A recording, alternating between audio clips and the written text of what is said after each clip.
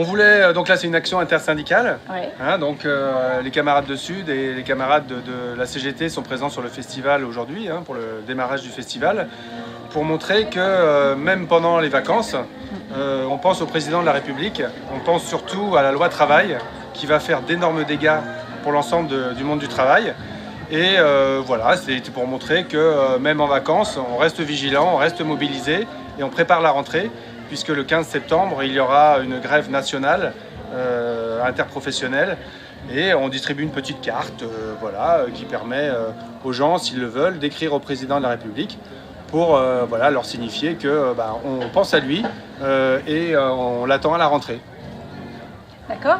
Et quel a été l'accueil du public dans le festival?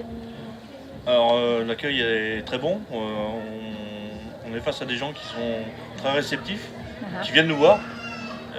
On n'a pas besoin d'aller au contact, c'est eux qui viennent nous voir. Donc on est un peu également surpris de cet accueil, puisque on a été quand même beaucoup décriés ces derniers mois, en passant pour des provocateurs qui n'avaient rien d'autre à faire que de foutre le bordel dans le pays.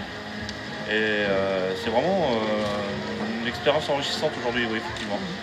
Et la loi travail, là, elle est passée, là. Oui, et son abrogation est possible. Et alors, comment elle peut être possible? Il suffit pour ça que notre mouvement s'amplifie. Je ne sais pas si vous vous souvenez du CPE, hein, qui avait été également voté et qui a été abandonné après sous la pression du peuple. Et aujourd'hui, on reste persuadé que le peuple est à plus de 70% contre cette loi. Parce que la loi travail, c'est uniquement baisser les droits des travailleurs.